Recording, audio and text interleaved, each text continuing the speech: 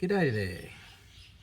What we're doing today is we're going to assemble one of my Martini projects. So I've currently got 3 BSA Martini Cadet projects on the go, plus the big Martini Enfield project 303, but that's on another video.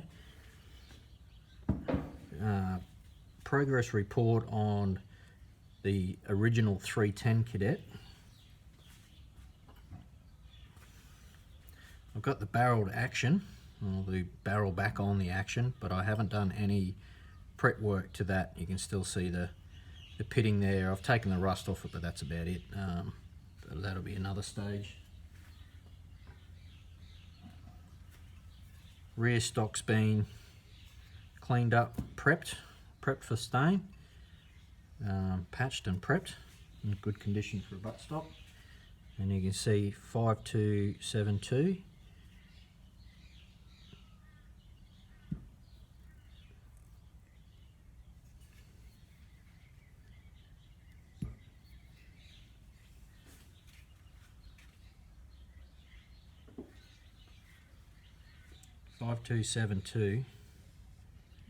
Matches the Queensland number 5272.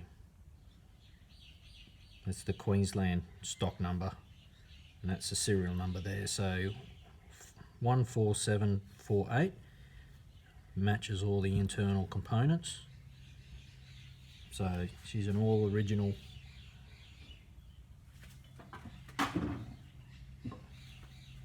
Queensland stamped Martini. I'm still working on the fore end there.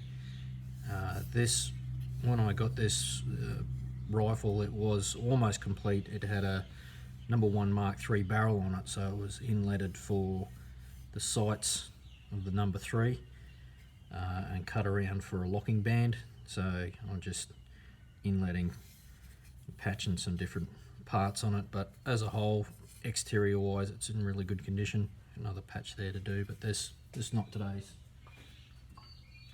video. So what we're going to do today is assemble the action of the original Cadet. So all parts have been rust freed, degreased and reblued, cold blue, and they've also had a coating of Renaissance wax over them to preserve the blue. And you know, with the wax on it, it's not so bad to get all your grubby fingers all over it, because the wax protects all the parts now. So ultimately what we're going to get to today is an assembled action like this. This is my rimfire action. You can see the difference in the rimfire breech block and the centerfire, the original Martini centerfire. Martini has a larger firing pin. I can show that later if we get a chance. This one's already assembled, ready for a hunting rifle that we're putting together in 17 HMR. That's a different project. So today, very simple. I've got essentially 3 screwdrivers.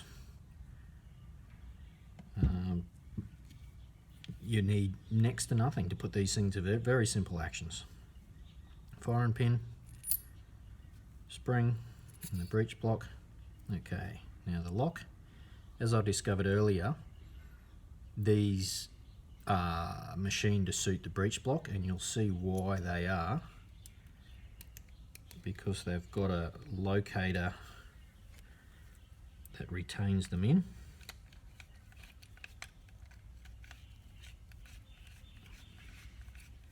That's what we need the little screwdrivers for. And as that rolls around, you can see that lines up there, and that's your retainer that locks that breech block assembly, firing pin and spring back into position.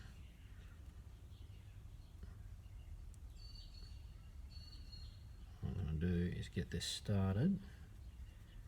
That will be this little one. This one.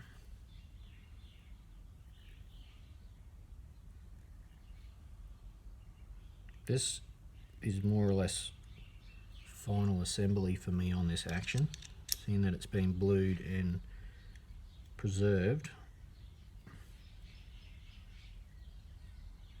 You don't need to go overboard with this because this is a rotating lock, so it's to stop this firing pin from coming out, but essentially that's the essence of that. Now, before we go any further, we need to line where the hammer strikes, that firing pin. So to do that, the original firing pins have a slot in the back of it that you can put your screwdriver in and line up where your hammer goes in. So that's important to do that before you put it together. And I do say the original ones because I've got a Sportsco one here.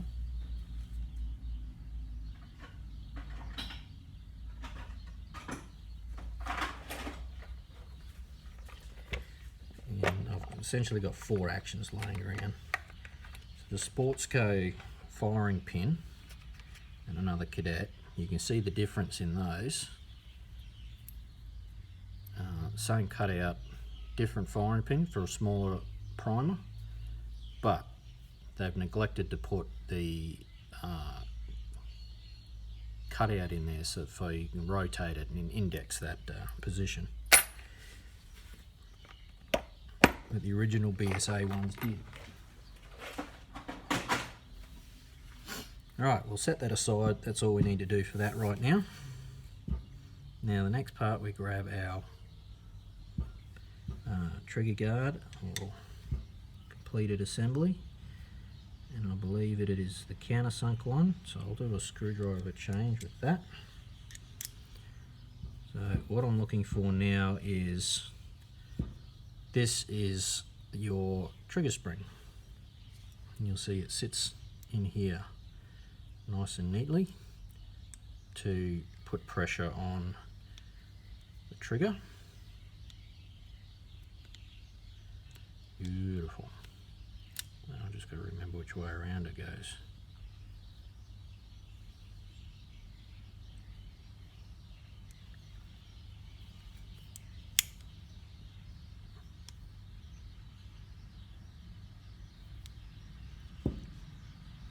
Yep. Goes a little recessed part facing up to retain the trigger. Like I said, all these parts have been cleaned, scrubbed, re-blued, primary blue, and then Renaissance waxed. So I'm happy to assemble these as a finished product.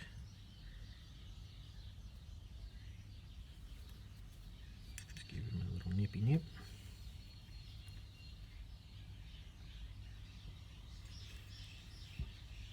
I like this Queensland stamp one because once I got it, it was near sea solid when I got it, but the advantage is that nobody had stuffed around with it, so it was essentially untouched inside. Now I like that because that means all the screws haven't been destroyed. So there's our spring. Next is your trigger. The trigger. Very simple. Alright, now line him up there. And that. Here's our trigger screw.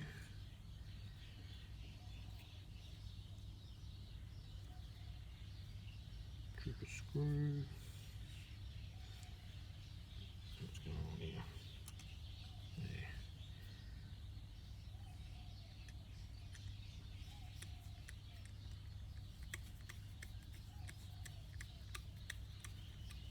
There. Now, what a lot of people get mucked up, and out of 4 actions I had to do this to 2 of them, is that when these are covered in gunk and mud and shit after 110 years of neglect,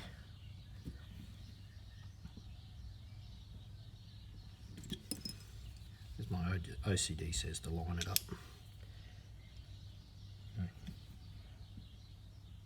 After so many years of neglect, if you know these rifles, you know that this pin is the retainer for the action, the trigger assembly into the block. Now this is a spring-loaded pin, and you'll see it looks very similar when it's in situ to that. That, however, is a screw, as you can see by my putting it together. Unfortunately, a lot of people assume that this is also the same type of pin as that, and they go beating on this with a hammer and punch to get it out. Now, unfortunately, they end up mushroomed and bruised, and to get them out, this one was in good condition as well. To get them out, you actually have to get a grinder in here, or a flapper wheel or a die grinder, and take the top couple of threads off.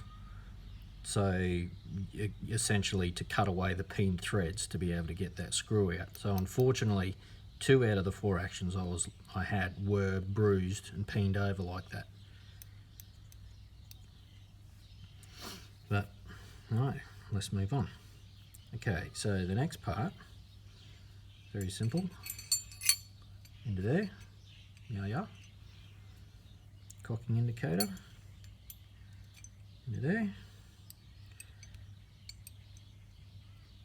Right, now it is the big old fat one, because this takes most of the levering.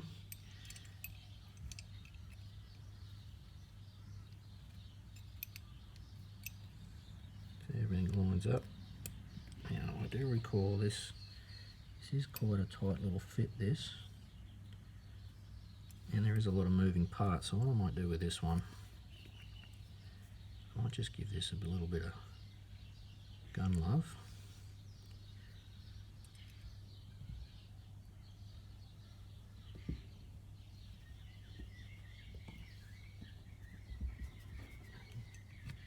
Don't traditionally take, I'll give that a little bit of love there too, because that's a pivot point. In there. They rotate around the spring anyway, so it's no big deal. There.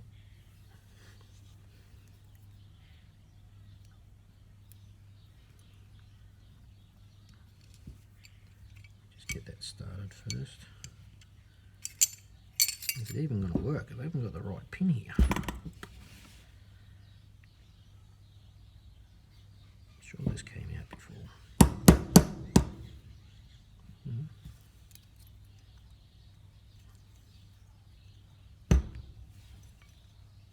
It's not going to work, is it?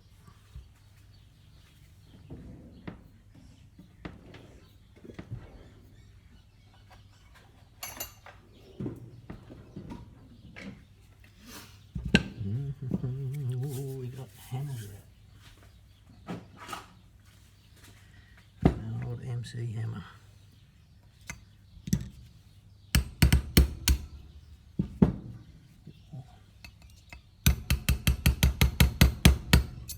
Well, if I knew this action was going to come apart a lot like the hunting ones, I would probably spend a bit of time emery taping that up to get a really nice fit out of it. But because this is going to be a rigid edge 310, I'm not so concerned that the pins are tight.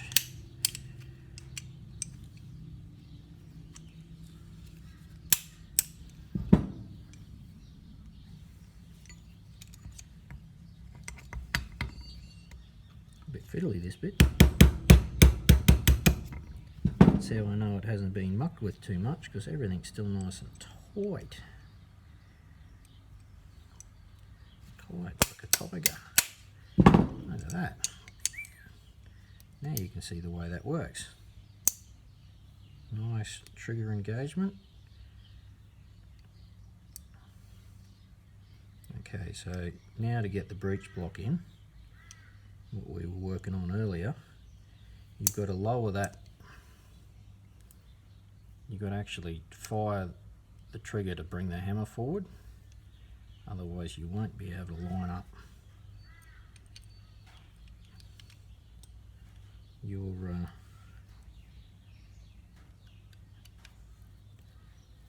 won't be able to line up your hammer.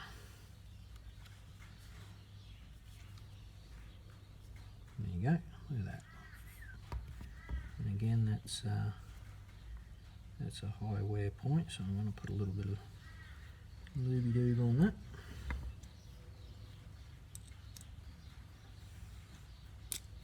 Yeah, that's the way they're supposed to go in. Okay, give that a test. Breach up. Yeah, I'll give that a little bit of squirt there too, just to help it in that movement of the cam there. I won't dry fire this, but you can see the way that's working now. Nice good click there. Alright, so the last part, we don't need that, that's part of the action. Last part is the extractor. Not rocket science. We don't even need that anymore. Like I said, there's only 2 screws in it. This one goes on your innermost hole. And what I've noticed with these original tight ones is everything seems to go in easier from the right side of the action.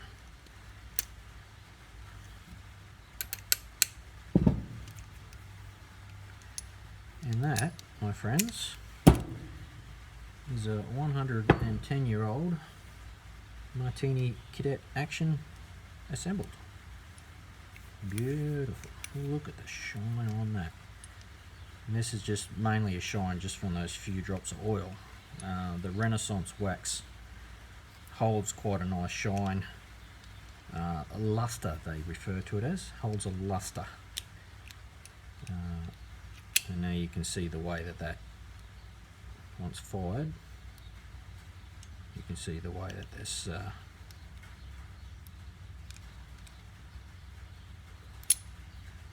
extractor works there now. Pretty simple stuff.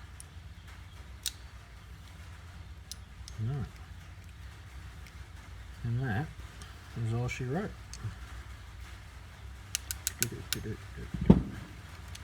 Done.